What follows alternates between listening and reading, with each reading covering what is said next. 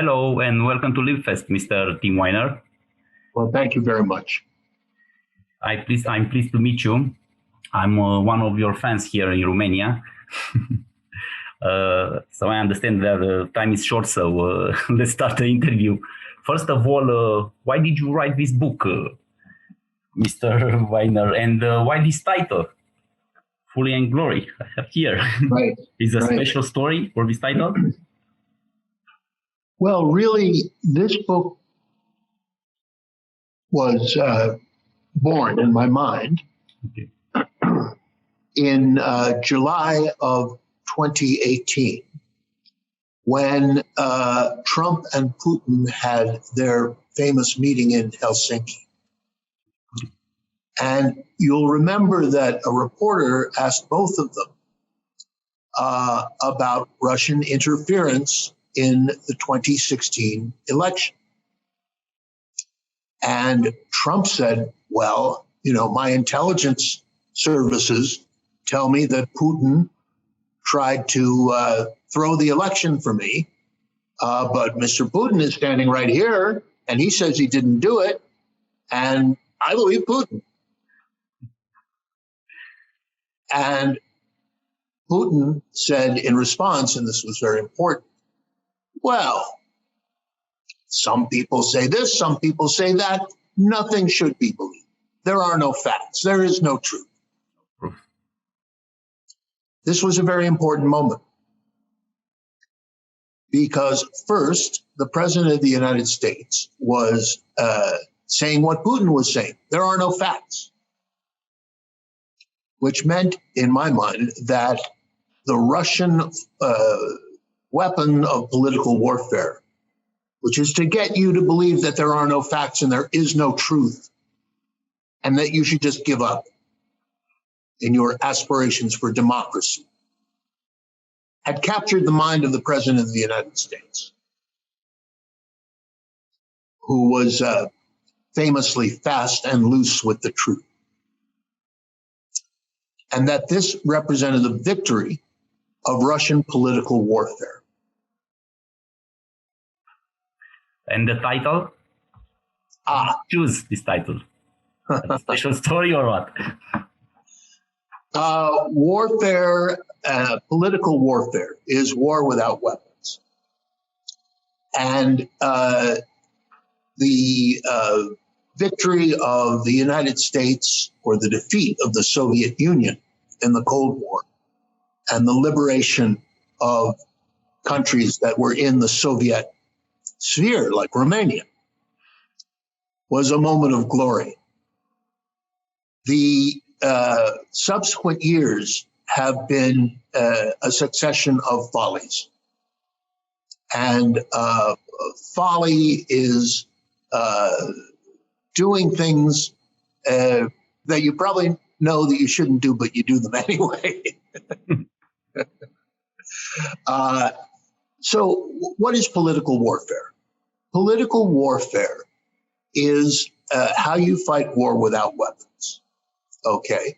And it can be everything from diplomacy to the covert action of secret intelligence services.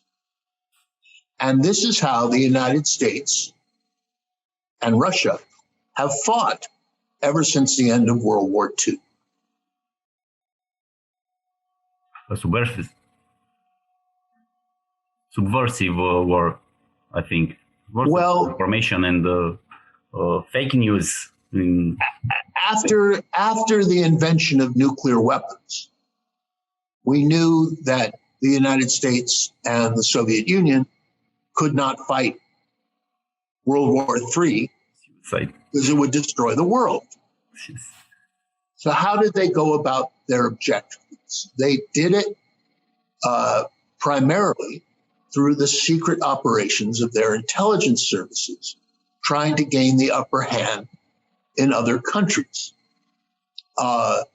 When, for example, in 1948, it looked like the communists could win the election in Italy. In Italy. And the first country where USA interfered very hard. Well, you know, the Communist Party of the Soviet Union controlled the Communist Party of Italy and was sending it a lot of money. So the United States decided to fight fire with fire and to secretly support the Christian Democrats with money and propaganda. Money, the most important weapon of USA, money, cash. It had, I can tell you, as the author of a history of the CIA, that consistently the most effective weapon that the CIA has used over the years is a suitcase full of cash. Because we're in the United States, we have lots of cash. Okay. Yes, of course. And of course, when money didn't work, it engaged in covert operations, for example, in Iran, to overthrow the government there. But you can look throughout the nations of Europe. And for example, Greece. Greece was a CIA country during the Cold War. In MI6. that the CIA had and the MI6 maybe. Yes, but MI6 was a smart service, but it was a poor service. Of course. And the CIA was a rich money. Okay. So while the Soviet Union held the countries of Central and Eastern Europe by force and by fraud, it was very difficult for the CIA and the United States to realize its aspirations to help those countries free themselves. An example of something that very little of the CIA's operations behind the Iron Curtain actually worked. One nation where it did work was Poland. Poland. And I have a chapter in the book of the CIA support for solidarity in Poland. Solidarity, yes. Yeah. And this was very effective. And they helped the Poles with the nonviolent overthrow of the established order in Poland, and they did it in a free election, which I think was remarkable. It was a success. Yeah, so that wasn't a CIA victory primarily. It was done by the Poles themselves, but they had great help, financial help, technological help, secret radio stations, secret television broadcast. Newspapers, yes. Newspapers, magazines, but this was a war primarily of words. This one. So that was a great success, and as we have seen in the years since the end of the Cold War, the Polish intelligence service has been a great ally to the United States, up to and including agreeing to put secret prisons for captured terrorists on Polish territory. You describe in this beautiful book, interesting and worrying one, an interesting character, George Kennan. Please tell us more about this very important, I think, strategist of the Cold War. Yes. Well, George Kennan died at the age of 101 in 2005, and I wrote his obituary in the New York Times. Kennan was probably the man who understood the Soviet Union best in the United States. He had spent most of the 20 years before the end of World War II in the Soviet Union, and at the end of the war, he was the cherché d'affaires, the number 2 man in the American embassy in Moscow. And what Kennan foresaw accurately was that the United States was going to have to try to fight fire with fire in the ideological warfare against the Kremlin, because it could not fight this war with nuclear weapons, tanks, and soldiers. That would have been a global disaster. No one would win that. So Kennan conceived, first and foremost, the Marshall Plan, which sent $13 billion in the late 1940s to help Western Europe recover from the war. But he also conceived, from his post as the State Department's policy planner, clandestine service of the CIA. The CIA was not created at first in 1947 to fight the Cold War. It was created at first to prevent another Pearl Harbor by gathering intelligence. But Kennan saw that it would be necessary literally to fight fire with fire by creating a clandestine service, including paramilitary operations, to counter the efforts of the KGB.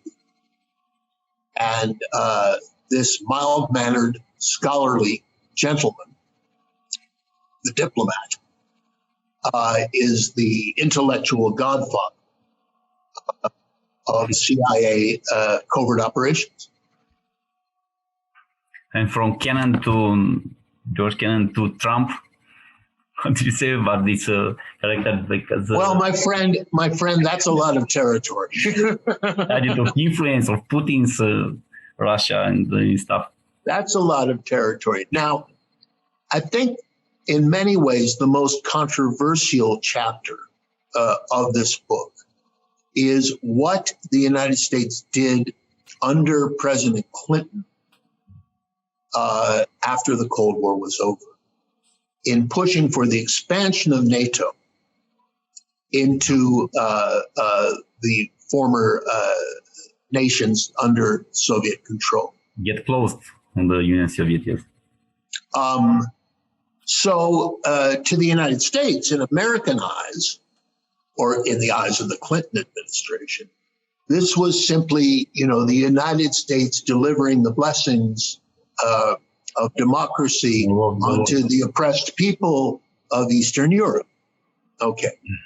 Well, in some American eyes, and certainly in Russian eyes, NATO is primarily a military organization.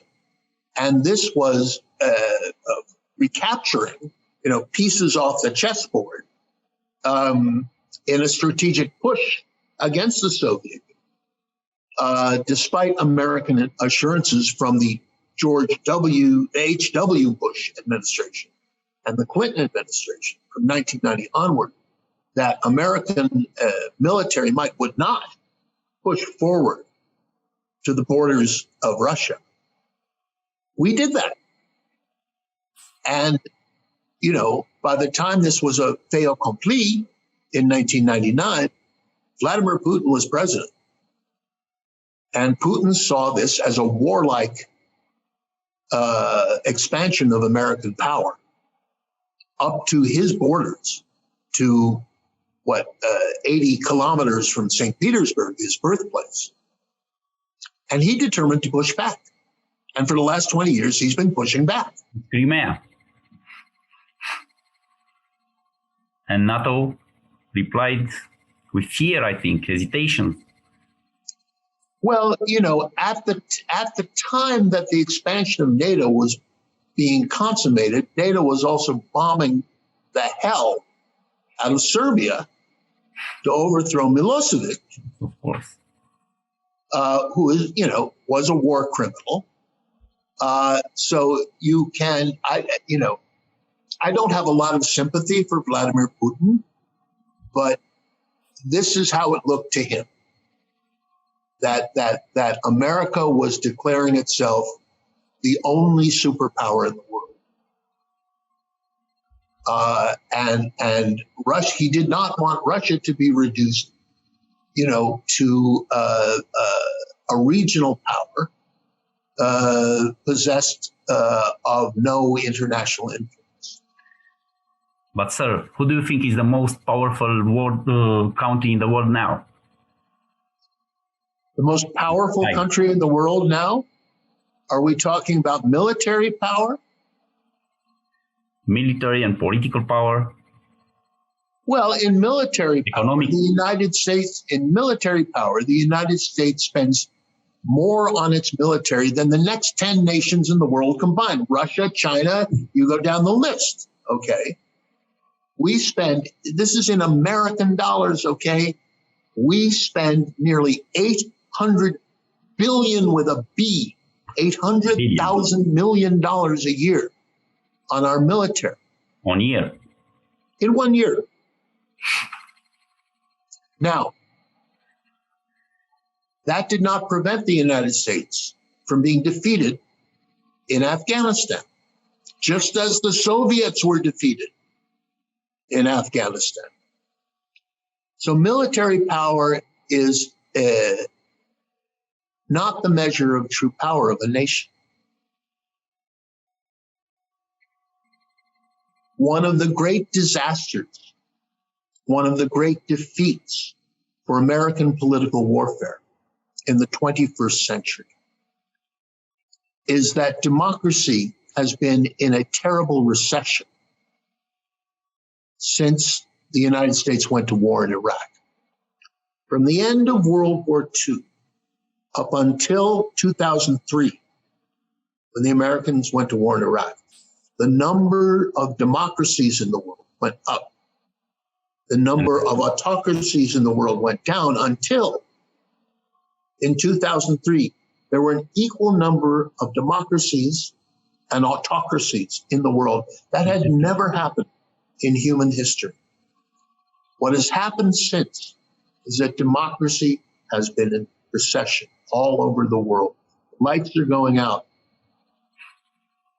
all over the world because the image of the United States in the world has been badly, badly tarnished by the conduct of the war on terror, by the presidency of Donald Trump, and by the events of, it was only 9 months ago, the insurrection at the Capitol of the United States, which is something that none of us ever believed we would see in our lifetimes. The President of the United States directing and encouraging a coup against his successor. I don't know what it was like in Romania when Ceausescu fell.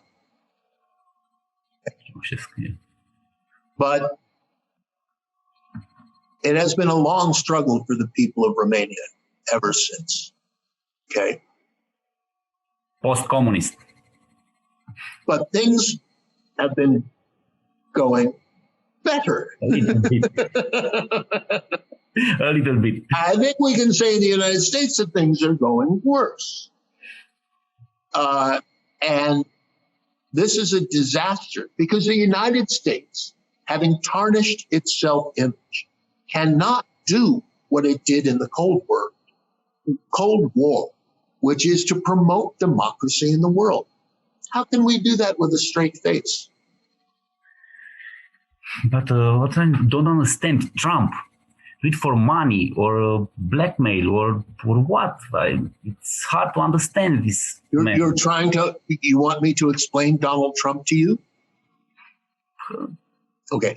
Donald Trump is not a Republican. Donald Trump is not a conservative. Donald Trump is a sociopath. He is a career criminal. He is a fraud. He conducted his business affairs in a crooked and deceitful manner from the 1970s onward. And I know this. I'm a New Yorker. I grew up with him. Okay.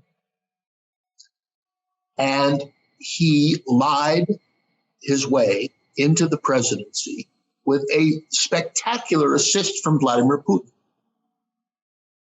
whose disinformation networks reached literally more than 100 million people in the United States directly, and why was Trump so in love with Putin? Why? Why did he kiss Putin's ring? Okay. Many people have theorized that the Russian intelligence services have compromised blackmail information on Trump. Okay. But I think it was because Trump looked at Putin and said, I like your style.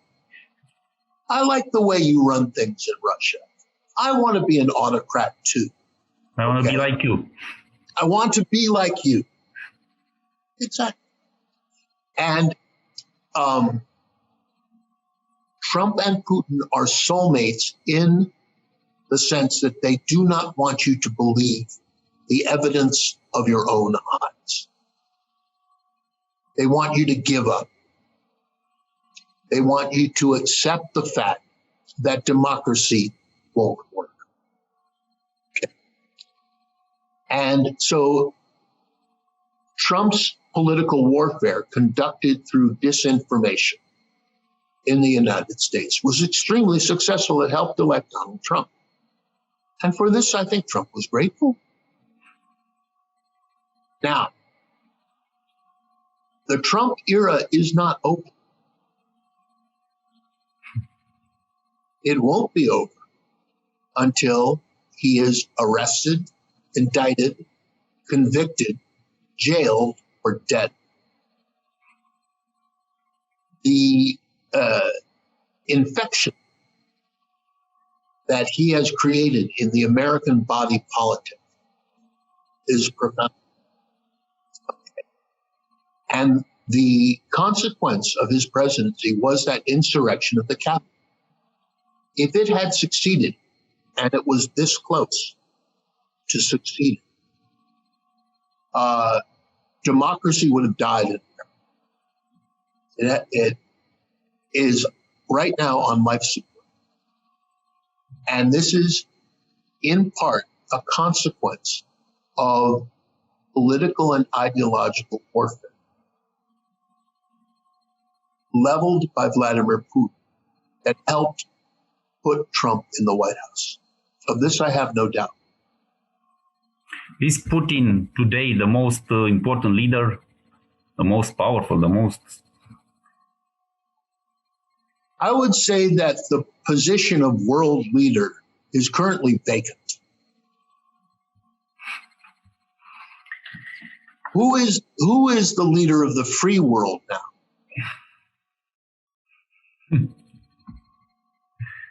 I don't. We have to put up a sign saying "Help Wanted." Position is available for leader of the free world. I think Putin at this point continues to be a very malevolent force through the work of his intelligence services, through espionage and sabotage conducted in cyberspace. He has infiltrated computer networks throughout the American government, as the Chinese have also done. But I think that Putin has no dream of world conquest. What he wants to do is weaken the West through subversion and propaganda, but primarily through money. For money? Okay. Through money, okay. Just for money? No. Using money. I understand. To help corrupt politicians and institutions in Western Europe and in Central Europe and in Eastern Europe. Does he dream of, recreating the glories, and I use that in quotes, of the USSR? I don't think so. I don't think the people of Romania would enjoy that very much, no? Oh, no way. No way after 45 years of... I don't think so. So we almost... Putin is interested in perpetuating his own power and projecting his power by corrupting and sabotaging democratic institutions and political processes in the West. Well, you ask me who is the most powerful force on earth? It's available, place available. I would say help wanted. So we are almost finished. Please give us a message for your readers here in Romania. I think that the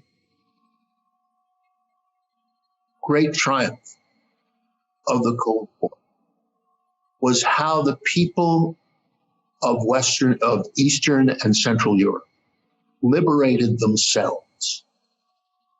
Okay. This was a popular revolution.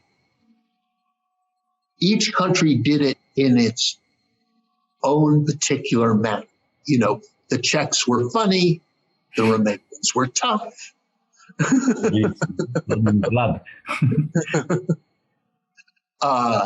But they each did it. Okay. And now the danger is the danger is that people give up on democratic ideals. Okay. Because it's too hard to run a democracy. And they have gotten no inspiration from the United States in the past 5 years.